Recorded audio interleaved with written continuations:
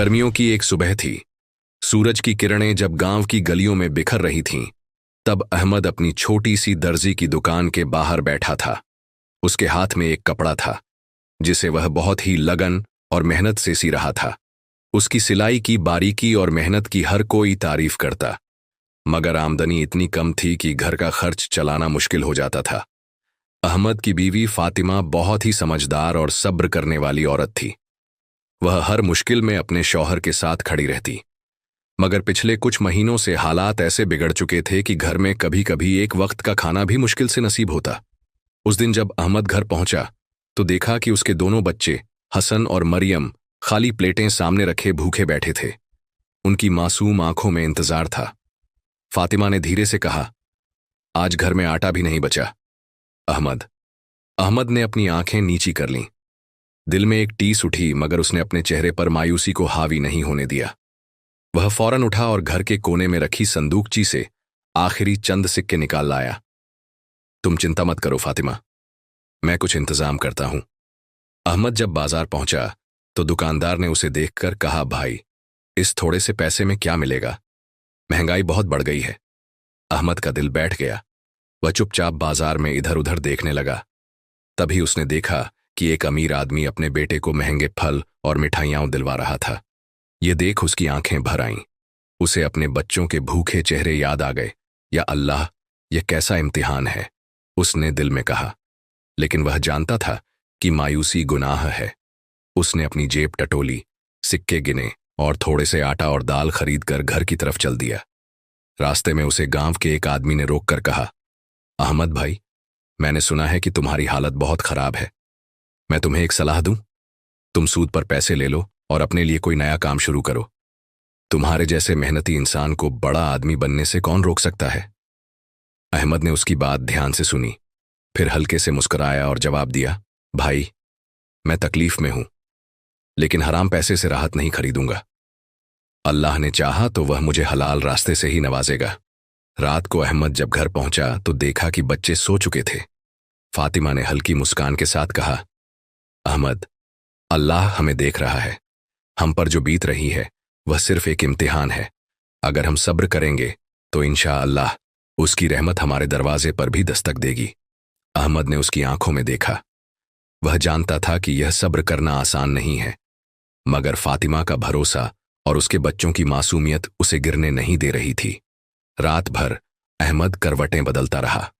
दिमाग में तरह तरह के ख्याल आ रहे थे। बच्चों का भूखा चेहरा, दुकान का ठप हो जाना और सबसे बढ़कर आने वाले दिनों की चिंता। मगर उसके दिल में एक उम्मीद थी, क्योंकि उसे अल्लाह पर पूरा यकीन था। सुबह फज्र की अजान होते ही वह मस्जिद चला गया। नमाज पढ़ने के बाद उसने अल्लाह से दुआ की, या अल्लाह, मेरे हाल पर रहम कर। मेरे लिए ऐसा रास्ता खोल दे जिसमें हलाल रिज़्क हो और मेरी मेहनत की कदर हो। मैं किसी का मोहताज नहीं बनना चाहता, बस तेरा बंदा बना रहना चाहता हूं। नमाज से लौटते वक्त उसकी मुलाकात गांव के एक बुजुर्ग से हुई। उन्होंने उसे देखकर कहा, बेटा, आज तुम्हारा चेहरा बुझा बुझा सा लग रहा है। सब खैरियत तो है? अहमद ने हल्की मुस्कान के साथ जवाब दिया, अल्लाह का शुक्र है, बस थोड़ी परेशानियां चल रही हैं। बुजुर्ग ने सिर हिलाया और बोले, बेटा, याद रखना, जब कोई इंसान अल्लाह के भरोसे चलता है तो वह उसे कभी मायूस नहीं करता। बस सब्र रखो और मेहनत करते रहो। अहमद इस बात से थोड़ा तसल्ली पाकर अपनी दुकान की तरफ चल दिया, मगर जैसे ही वह वहां पहुंचा उसकी आंखें फटी की फटी रह गईं। दुकान जलकर राख हो चुकी थी। लोगों की भीड़ जमा थी। किसी ने बताया कि रात को दुकान में आग लग गई थी और सब कुछ जलकर खत्म हो गया। अहमद को अपनी आंखों पर यकीन नहीं हुआ। उसकी आंखों में आंसू आ गए। ये उसकी रोजी रोटी थी, उसका सहारा था, मगर अब कुछ भी नहीं बचा था। वह वहीं जमीन पर बैठ गया और अंदर ही अंदर अपने टूटते दिल को संभालने की कोशिश करने लगा। फातिमा भी भागती हुई आई और जब राख के ढेर में अपनी पूरी जिंदगी की मेहनत बर्बाद होते देखी तो उसकी आंखों से आंसू गिरने लगे। फातिमा ने कहा, अहमद, अब क्या होगा? अहमद ने खुद को संभाला और कांपती आवाज में कहा, जो अल्लाह को मंजूर था वही हुआ। वह हमें आजमा रहा है, हमें सब्र करना होगा। लोगों ने उसे तसल्ली दी, मगर कुछ लोग मजाक उड़ाने से भी पीछे नहीं हटे। एक आदमी ने ताना मारा, देख लिया, अगर पहले ही सूद पर पैसे ले लिए होते और कोई बड़ा काम शुरू कर लिया होता तो यह दिन नहीं देखना पड़ता।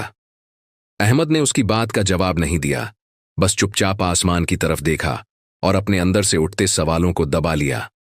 अब अहमद के पास कोई चारा नहीं था। घर चलाने के लिए उसे कोई नया काम खोजना था। उसने फैसला किया कि वह शहर जाकर काम की तलाश करेगा। रात को जब वह घर पहुंचा तो बच्चों को भूख के मारे रोते देखा। वह अपनी बेटी मरियम को गोद में उठाकर बोला, बेटा, मैं जल्दी ही वापस आऊंगा और तुम्हारे लिए बहुत सारा खाना लेकर आऊंगा। फातिमा ने उसकी आंखों में देखा और कहा, अहमद, मैं जानती हूं कि हालात बहुत मुश्किल हैं, मगर मेरा दिल कहता है कि अल्लाह हमें बहुत बड़ी राहत देगा। अहमद ने हल्की मुस्कान के साथ कहा, इंशा अल्लाह, मैं बस अल्लाह के भरोसे जा रहा हूं। सुबह होते ही अहमद शहर की तरफ रवाना हो गया। उसके पास सिर्फ कुछ पुराने कपड़े और रास्ते का थोड़ा सा खाना था, मगर उसके पास सबसे बड़ी चीज थी, अल्लाह पर यकीन। अहमद गांव से रवाना हो चुका था। उसके कदम धीमे मगर दिल मजबूत था। रास्ते में उसने बार बार अल्लाह से दुआ की, या अल्लाह, तू मेरा सहारा है, मेरे लिए रहमत के दरवाजे खोल दे। शहर की सरहद पर पहुंचते ही उसने देखा कि वहां की दुनिया उसके गांव से बिल्कुल अलग थी। ऊंची ऊंची इमारतें, भीड़ भाड़, तेज रफ्तार से भागते लोग, सब कुछ नया था। मगर अब सवाल यह था कि काम कहाँ मिलेगा। अब अहमद भूखा प्यासा सड़कों पर भटकने लगा। एक जगह एक दुकान पर लिखा था, मजदूर चाहिए। वह जल्दी से अंदर गया और मालिक से बोला, जनाब, मुझे काम की सख्त जरूरत है, कोई भी मेहनत का काम कर लूंगा। मालिक ने उसे ऊपर से नीचे तक देखा और कहा, काम तो है, लेकिन पहले हमें गारंटी चाहिए। तुम्हें कुछ पैसे जमा करने होंगे, फिर काम मिलेगा। अहमद का दिल टूट गया। उसके पास तो किराए के पैसे भी नहीं थे। उसने मायूस होकर कहा, जनाब, मेरे पास कुछ भी नहीं, मगर मैं ईमानदारी से मेहनत करने के लिए तैयार हूं। मालिक हंसने लगा और ताने मारते हुए बोला, फिर तो तुम्हारे लिए यहां कोई जगह नहीं, जाओ, कहीं और जाओ। अहमद भारी कदमों से वहां से निकल गया। पहली रोशनी का किरण दिन ढल चुका था। भूख के मारे उसकी हालत खराब हो रही थी। उसने सोचा कि किसी मस्जिद में जाकर रात गुजार ले। रास्ते में एक बूढ़ा आदमी सड़क किनारे खड़ा था। उसके हाथों में भारी बोरी थी, जिसे वह उठाने की कोशिश कर रहा था। अहमद ने आगे बढ़कर कहा, चाचा, मैं मदद कर दूं। बूढ़े आदमी की आंखों में राहत झलक आई। बेटा, अगर तुम मेरी मदद कर दोगे तो अल्लाह तुम्हें बेइंतहा बरकत देगा। अहमद ने बोरी उठाई और बूढ़े के साथ चल पड़ा। वह आदमी एक छोटे से घर में पहुंचा और अंदर बुलाया। वहां उसकी पत्नी भी बैठी थी। बेटा, तुम भूखे लग रहे हो, पहले खाना खा लो, फिर तुम्हारी मजदूरी तय करेंगे। अहमद की आंखों में आंसू आ गए। उसने कभी नहीं सोचा था कि उसे इस शहर में कोई इतना अपना समझेगा। उसने खाना खाया और शुक्र अदा किया। बूढ़े ने कहा, अगर तुम चाहो तो हमारे लिए काम कर सकते हो। मैं गली गली जाकर फल बेचता हूं। अगर तुम मेरी मदद कर सको तो तुम्हें हर रोज कुछ पैसे और खाना मिल सकता है। अहमद ने खुशी खुशी हां कह दी। अगले दिन से अहमद ने बूढ़े के साथ फल बेचना शुरू किया। वह आवाज लगाकर फल बेचता और लोग उसकी ईमानदारी से खुश होते। धीरे धीरे उसका काम अच्छा चलने लगा। मगर एक दिन जब वह बाजार में फलों की रेहड़ी लगा रहा था, तभी कुछ गुंडे वहां आ गए। उन्होंने उसकी रेहड़ी उलट दी और बोले, यह जगह हमारी है, अगर यहां काम करना है तो हमें हफ्ता देना होगा। अहमद का खून खौल उठा, मगर उसने सब्र किया और धीरे से बोला, भाई, मैं एक गरीब इंसान हूं, सिर्फ मेहनत करके अपने बच्चों का पेट पालना चाहता हूं। गुंडों ने उसकी बात अनसुनी कर दी और धमकी देकर चले गए। अहमद वहां बैठ गया और सोचने लगा, या अल्लाह, हर कदम पर एक नई मुश्किल क्यों? क्या मेरी मेहनत कभी रंग लाएगी? मगर वह नहीं जानता था कि उसकी सब्र और तवक्कुल की परीक्षा अभी और बढ़ने वाली है। अहमद फलों की रेहड़ी उलटी हुई देखता रहा। उसका दिल बैठ गया था। गुंडों की धमकी उसके कानों में गूंज रही थी। अगर यहां काम करना है तो हफ्ता देना होगा। बूढ़े चाचा, जिनके साथ वह काम करता था, दौड़ते हुए आए और घबराए हुए बोले, बेटा, ये लोग बहुत खतरनाक हैं। अगर हमने इन्हें पैसे न दिए तो हमें यह जगह छोड़नी होगी। अहमद ने गहरी सांस ली और धीरे से कहा, चाचा, यह मेरी रोजी रोटी है। मैं अपनी मेहनत की कमाई किसी को जबरदस्ती नहीं दूंगा। अल्लाह पर भरोसा है, वह जरूर मदद करेगा। बूढ़े चाचा दुखी होकर बोले, बेटा, मैं बूढ़ा हो चुका हूं, अब हिम्मत नहीं रही। मैं यह धंधा बंद कर रहा हूं। तुम चाहो तो कोई और काम देख लो। अहमद का आखिरी सहारा भी छिन गया। रात को अहमद सोच में डूबा हुआ था। जेब में एक भी पैसा नहीं था। अगले दिन क्या खाएगा यह भी पता नहीं था। तभी उसके पास एक आदमी आया। वह देखने में शरीफ लग रहा था। उसने अहमद से कहा, भाई, मैंने सुना कि तुम्हारी नौकरी चली गई। अगर तुम चाहो तो मेरे साथ काम कर सकते हो। अहमद ने उम्मीद से उसकी तरफ देखा। क्या काम करना होगा? उस आदमी ने धीरे से कहा, बस कुछ माल उठाकर यहां से वहां पहुंचाना है। हर दिन अच्छे पैसे मिलेंगे, भूखा नहीं रहोगे। अहमद को शक हुआ। उसने पूछा, कैसा माल? आदमी इधर उधर देखकर धीरे से बोला, तुम बस काम करो, ज्यादा सवाल मत पूछो। जो लोग हमारे लिए काम करते हैं उनकी जिंदगी बन जाती है। अब अहमद समझ गया कि यह कोई गलत काम है। उसका दिल जोरों से धड़कने लगा। एक तरफ उसका सब्र और तवक्कुल था, दूसरी तरफ शैतान उसे बहकाने की कोशिश कर रहा था। वह उठा और उस आदमी की आंखों में देखते हुए कहा, भाई, मैं भले ही भूखा मर जाऊं, मगर हराम का एक भी निवाला अपने बच्चों के मुंह में नहीं डालूंगा। अल्लाह मेरे साथ है। आदमी हंसने लगा। अच्छा, फिर देखना, यह शहर तुझे ऐसे ही रुलाएगा। जब भूख लगेगी तब तेरा ईमान खुद जवाब दे देगा। अहमद ने कोई जवाब नहीं दिया और वहां से निकल आया। अगली सुबह अहमद नमाज के लिए मस्जिद गया। नमाज के बाद उसने अल्लाह से दुआ की, या अल्लाह, मैं कमजोर हूं, मगर गुनाह के रास्ते पर नहीं जाना चाहता। मेरे लिए हलाल रिज़्क का दरवाजा खोल दे। जैसे ही वह बाहर निकला, एक रईस आदमी उसके पास आया। उसने अहमद को गौर से देखा और कहा, भाई, क्या तुम काम की तलाश में हो? अहमद चौंका। जी हां, आदमी ने मुस्कुराकर कहा, मेरी कपड़े की फैक्ट्री है। मुझे एक ईमानदार आदमी की जरूरत है। अगर तुम चाहो तो कल से काम शुरू कर सकते हो। अहमद की आंखों में आंसू आ गए। यह अल्लाह की तरफ से मदद थी। उसने फौरन हामी भर दी। वह रात को सजदे में गिर पड़ा और रोते हुए कहा, या अल्लाह, तूने मेरी सुन ली। मैं तेरा जितना शुक्र अदा करूं उतना कम है। अब उसकी जिंदगी एक नए मोड़ पर जाने वाली थी। अहमद के लिए यह एक नई सुबह थी। अब वह किसी अनजान रास्ते पर नहीं, बल्कि एक नई उम्मीद के साथ फैक्ट्री की ओर बढ़ रहा था। अल्लाह पर तवक्कुल करने का यह फल था कि उसे हलाल रोजी का जरिया मिल गया था। जब वह फैक्ट्री पहुंचा तो मालिक ने उसका स्वागत किया और कहा, अहमद, हमें मेहनती और ईमानदार लोगों की जरूरत है। अगर तुमने अच्छा काम किया तो तुम्हारी तनख्वाह भी बढ़ेगी और तुम्हें आगे बढ़ने के मौके भी मिलेंगे। अहमद ने अल्लाह का शुक्र अदा किया और काम में जुट गया। अहमद को फैक्ट्री में कपड़ों की गिनती और कच्चे माल की देखभाल का काम मिला। पहले दिन से ही उसने अपना काम पूरी ईमानदारी और मेहनत से किया। एक दिन फैक्ट्री के मैनेजर ने अहमद को बुलाया और कहा, यहां बहुत से लोग काम करते हैं, लेकिन तुम्हारी तरह मेहनती और सच्चे लोग कम ही होते हैं। मैं देख रहा हूं कि तुम अपना काम बहुत दिल से कर रहे हो। अहमद ने सिर झुका लिया। साहब, बस अल्लाह की दी हुई रोजी को ईमानदारी से कमाना चाहता हूं। मैनेजर मुस्कुराया और बोला, यही ईमानदारी तुम्हें बहुत आगे ले जाएगी। एक दिन फैक्ट्री में बड़ा ऑर्डर आया। मालिक ने अहमद से कहा, यह बहुत बड़ा सौदा है, लेकिन हमें इसे जल्दी पूरा करना होगा। क्या तुम रात में भी काम कर सकते हो? अहमद ने खुशी खुशी हां कर दी। वह पूरी रात मेहनत करता रहा। धीरे धीरे उसका भरोसा मालिक की नजरों में बढ़ता गया। मगर फिर एक मुश्किल आ गई। एक दिन फैक्ट्री के पुराने कर्मचारी राशिद ने अहमद से कहा, भाई, हम लोग जब ऑर्डर पूरा करते हैं तो थोड़ा माल बचाकर अपने लिए रख लेते हैं। मालिक को क्या पता चलता है? तुम भी ऐसा कर लो, कुछ पैसे बढ़ जाएंगे। अहमद चौंक गया। उसने गुस्से से कहा, राशिद भाई, यह हराम है, यह चोरी है, चाहे कम हो या ज्यादा। अल्लाह के सामने सब कुछ साफ होता है। मैं ऐसा नहीं कर सकता। राशिद हंस पड़ा। बड़ा ईमानदार बना फिरता है। देखना, मालिक तुझसे खुश नहीं रहेगा और तुझे निकाल देगा। अहमद ने जवाब नहीं दिया। उसे यकीन था कि अल्लाह हमेशा ईमानदारों का साथ देता है। कुछ दिनों बाद मालिक ने अहमद को अपने ऑफिस बुलाया। अहमद को थोड़ी घबराहट हुई, मगर जैसे ही मालिक ने मुस्कुराते हुए कहा, अहमद, तुमने कम समय में इतना अच्छा काम किया है कि मैं बहुत खुश हूं। अब से तुम इस फैक्ट्री के सुपरवाइजर हो। अहमद की आंखें खुशी से छलक पड़ीं।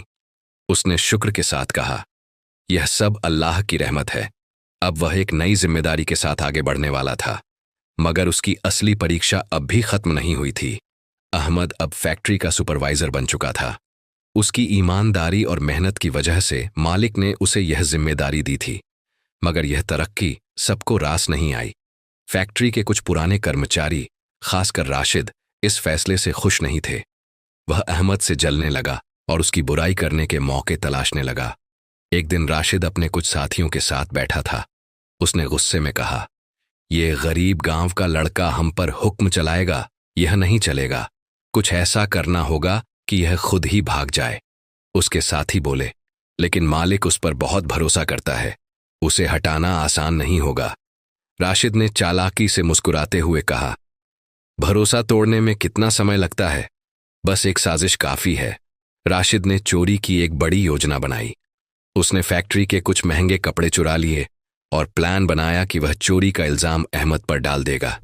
अगली सुबह मालिक फैक्ट्री में आया और देखा कि स्टोर से कई कपड़े गायब हैं। वह बहुत गुस्से में था।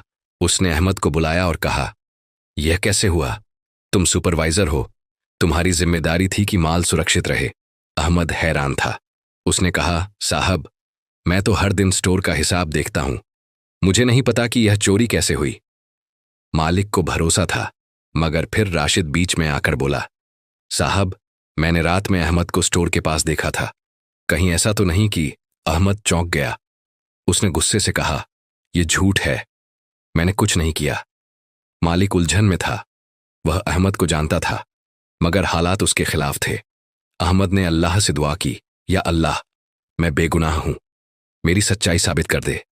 तभी फैक्ट्री के एक और कर्मचारी ने हिम्मत करके कहा, साहब, मैंने राशिद और उसके साथियों को रात में स्टोर के पास देखा था। मालिक ने चौंक कर राशिद की तरफ देखा, जो अब घबराने लगा था। मालिक ने तुरंत गार्ड्स को बुलाया और सच्चाई पता करने को कहा। थोड़ी ही देर में सारा माल राशिद के ठिकाने से बरामद हो गया। मालिक का गुस्सा अब राशिद पर फूट पड़ा। तुमने न सिर्फ चोरी की, बल्कि एक ईमानदार आदमी पर झूठा इल्जाम भी लगाया। अब तुम्हारी कोई जगह नहीं है। मालिक ने राशिद को फैक्ट्री से निकाल दिया। अहमद ने राहत की सांस ली और अल्लाह का शुक्र अदा किया। मालिक अहमद के पास आया और बोला, मुझे तुम पर हमेशा भरोसा था, लेकिन आज तुमने साबित कर दिया कि सच्चाई कभी हारती नहीं। अहमद की आंखों में खुशी के आंसू थे। उसने नम्रता से कहा, साहब, यह सब अल्लाह की रहमत है, मगर अहमद की जिंदगी में इम्तिहान अभी खत्म नहीं हुए थे। उसकी तरक्की के बाद अब उसे एक और बड़े फैसले का सामना करना था, एक ऐसा फैसला जो उसकी पूरी जिंदगी बदल सकता था। अहमद अब फैक्ट्री में एक भरोसेमंद आदमी बन चुका था। मालिक उसकी मेहनत और ईमानदारी से बहुत खुश था। अहमद के लिए यह सब अल्लाह की रहमत का नतीजा था, लेकिन अब उसकी जिंदगी में एक और बड़ा मोड़ आने वाला था। एक दिन फैक्ट्री का मालिक अहमद को अपने ऑफिस बुलाता है। अहमद, मैं चाहता हूं कि तुम फैक्ट्री के मैनेजर बन जाओ। अहमद यह सुनकर हैरान रह गया। मैनेजर? लेकिन साहब, मैं तो सिर्फ एक मामूली इंसान हूं, यह बहुत बड़ी जिम्मेदारी होगी। मालिक मुस्कुराया। अहमद, तुम्हारी ईमानदारी और मेहनत की वजह से फैक्ट्री का कारोबार दिन ब दिन बढ़ रहा है। मैं चाहता हूं कि तुम इसे और आगे ले जाओ। अहमद के लिए यह एक बहुत बड़ी बात थी। उसे अपना पुराना वक्त याद आ गया, जब वह सड़क पर फलों की रेहड़ी लगाता था। अल्लाह ने उसे कहां से कहां पहुंचा दिया था। उसने सिर झुका लिया। अगर यह अल्लाह की मर्जी है, तो मैं इस जिम्मेदारी को निभाने की पूरी कोशिश करूंगा। अब अहमद की तनख्वाह पहले से कई गुना बढ़ चुकी थी। उसका जीवन पहले से कहीं बेहतर था, लेकिन फिर भी उसका दिल बेचैन था। एक दिन वह ऑफिस में बैठा था कि अचानक उसे अपनी मां की याद आई। उसे याद आया कि जब वह गांव से निकला था, तब मां ने रोते हुए कहा था, बेटा, चाहे कहीं भी रहना, मगर हमें भूल मत जाना। अहमद की आंखें नम हो गईं। वह अब तक अपनी मुश्किलों में इतना उलझा हुआ था कि अपने घर वालों से मिलने भी नहीं गया था। अब उसका दिल कर रहा था कि वह वापस जाए, अपनी मां को देखे, अपने घर को देखे। अगले ही दिन अहमद ने मालिक से कहा, साहब, मैं कुछ दिनों के लिए गांव जाना चाहता हूं। बहुत साल हो गए मुझे अपने माँ बाप से मिले हुए। मालिक ने खुशी खुशी इजाजत दे दी। अब अहमद की जिंदगी का एक नया सफर शुरू होने वाला था। गांव, जहां उसने अपनी जिंदगी की सबसे मुश्किल रातें काटी थीं, जहां गरीबी और तंगहाली ने उसे मजबूर कर दिया था, अब उसी गांव में वह एक नए अंदाज में वापस जाने वाला था। मगर उसे यह नहीं पता था कि गांव में सब कुछ वैसा नहीं था जैसा उसने छोड़ा था। वहां उसके इंतजार में कुछ ऐसे हालात थे जो उसकी हिम्मत की एक और परीक्षा लेने वाले थे। अहमद के लिए यह सफर बहुत खास था। जब वह शहर छोड़कर गांव जाने के लिए निकला तो उसके दिल में अजीब सी हलचल थी। उसे अपने पुराने दिन याद आ रहे थे, वही तंगहाली, माँ बाप की तकलीफें, भूख और बेबसी। लेकिन अब वह हालात से हार कर नहीं, बल्कि अल्लाह के करम से एक मजबूत इंसान बनकर लौट रहा था। जब अहमद गांव पहुंचा तो उसे वहां की हालत देखकर धक्का लगा। कई घर जर्जर हो चुके थे, खेत सूखे पड़े थे और लोग पहले से ज्यादा परेशान नजर आ रहे थे। उसे सबसे ज्यादा फिक्र अपने घर की थी। वह तेज कदमों से अपने पुराने मकान की ओर बढ़ा, मगर वहां पहुंचकर उसकी आंखें नम हो गईं। उसका छोटा सा घर अब बहुत कमजोर हो चुका था। दरवाजे की लकड़ी गल चुकी थी और आंगन में उग आई घास यह बता रही थी कि यहां बहुत वक्त से कोई देखभाल नहीं कर रहा था। अहमद ने अंदर कदम रखा और देखा कि उसकी मां एक पुराने चटाई पर बैठी थी। उनके कपड़े फटे हुए थे और शरीर पहले से ज्यादा कमजोर लग रहा था। अम्मी, उसकी आवाज सुनकर मां ने थके हुए अंदाज में सिर उठाया, मगर जब उन्होंने अहमद को देखा तो उनकी आंखों में चमक आ गई। अहमद, तू सच में आ गया। अहमद दौड़कर उनकी गोद में गिर पड़ा। मां ने उसके सिर पर हाथ फेरा और रोते हुए बोली, बेटा, तूने इतनी देर क्यों कर दी? तुझे बहुत याद किया।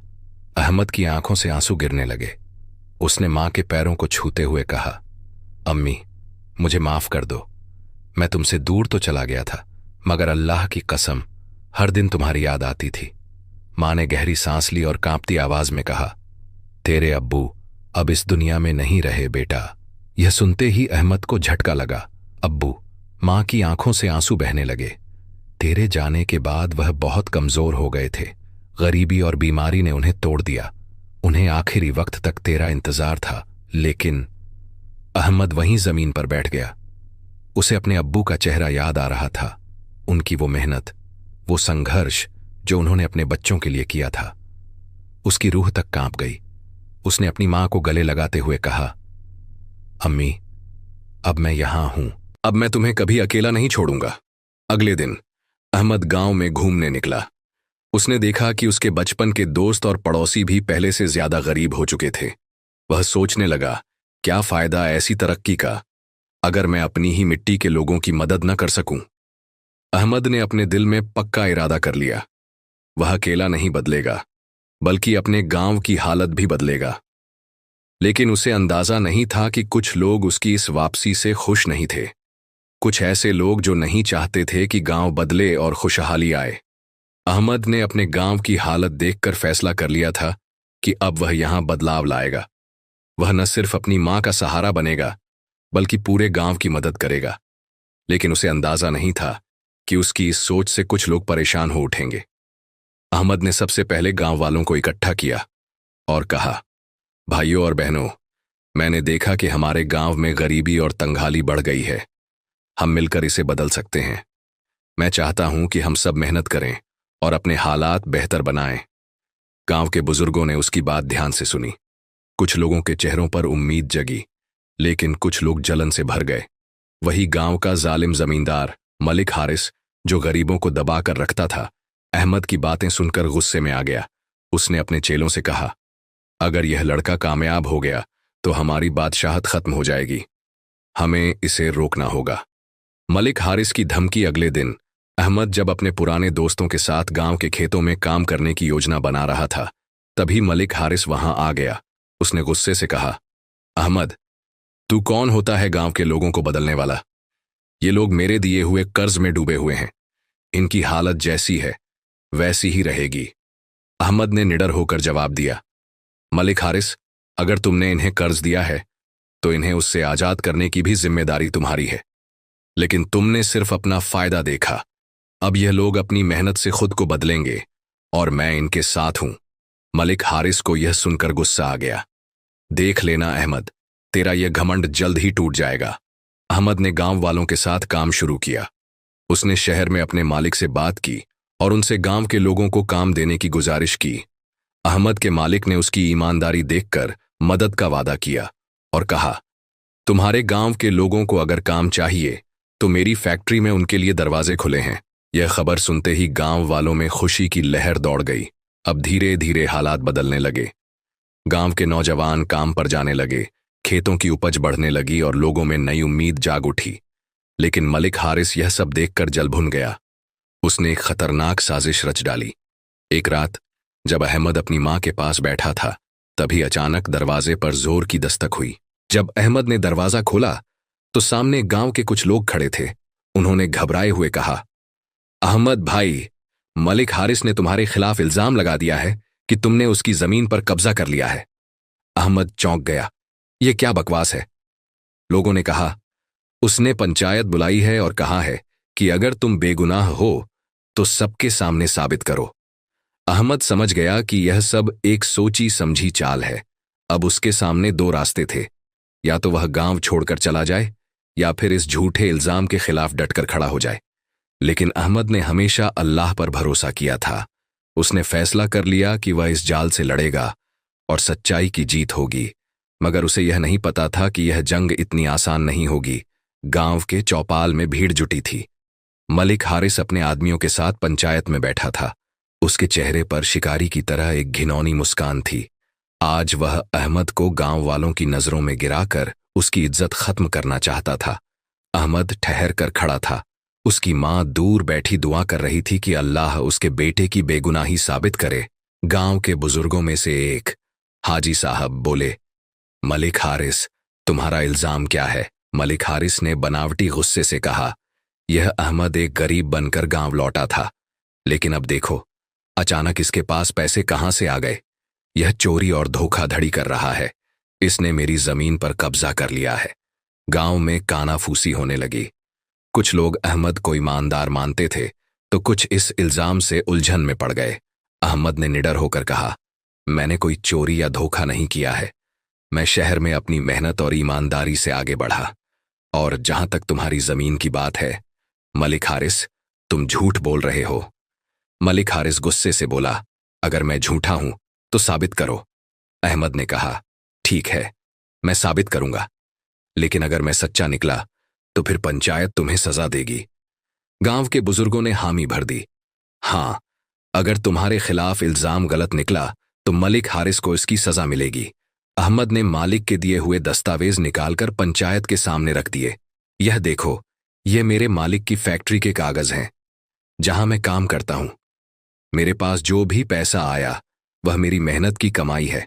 और रही बात जमीन की, यह रही सरकारी दस्तावेज की नकल, जिसमें साफ लिखा है कि मलिक हारिस इस जमीन का मालिक नहीं है। उसने फर्जी दस्तावेज बनवाकर लोगों को धोखा दिया है। गांव में हलचल मच गई। पंचायत के लोग आपस में बातें करने लगे। हाजी साहब ने दस्तावेजों को ध्यान से देखा और गुस्से से बोले, मलिक हारिस, तूने गांव वालों को धोखा दिया, तूने झूठा इल्जाम लगाया। मलिक हारिस हड़बड़ा गया और बोला, नहीं, यह झूठ है। लेकिन तभी गांव के एक बुजुर्ग उठे और बोले, मैं इस बात का गवाह हूं, यह जमीन कभी मलिक हारिस की थी ही नहीं। अब मलिक हारिस का चेहरा सफेद पड़ गया। उसकी चाल नाकाम हो गई थी। पंचायत ने फैसला सुना दिया, अहमद पर लगाए गए सभी इल्जाम झूठे हैं। मलिक हारिस गांव के लोगों को धोखा दे रहा था। उसे सजा दी जाएगी और उसकी दबाई हुई जमीनें असली मालिकों को लौटाई जाएंगी। गांव वालों ने एक साथ तकबीर का नारा लगाया। अल्लाहू अकबर। अहमद की आंखें छलक पड़ीं। उसने अल्लाह का शुक्र अदा किया कि उसकी सच्चाई सामने आ गई। लेकिन यह तो बस एक जंग थी। अभी बहुत कुछ करना बाकी था। अब गांव को सच में बदलने का वक्त आ चुका था। पंचायत में सच्चाई सामने आने के बाद पूरा गांव खुश था। लोगों ने अहमद की ईमानदारी और हिम्मत की तारीफ की।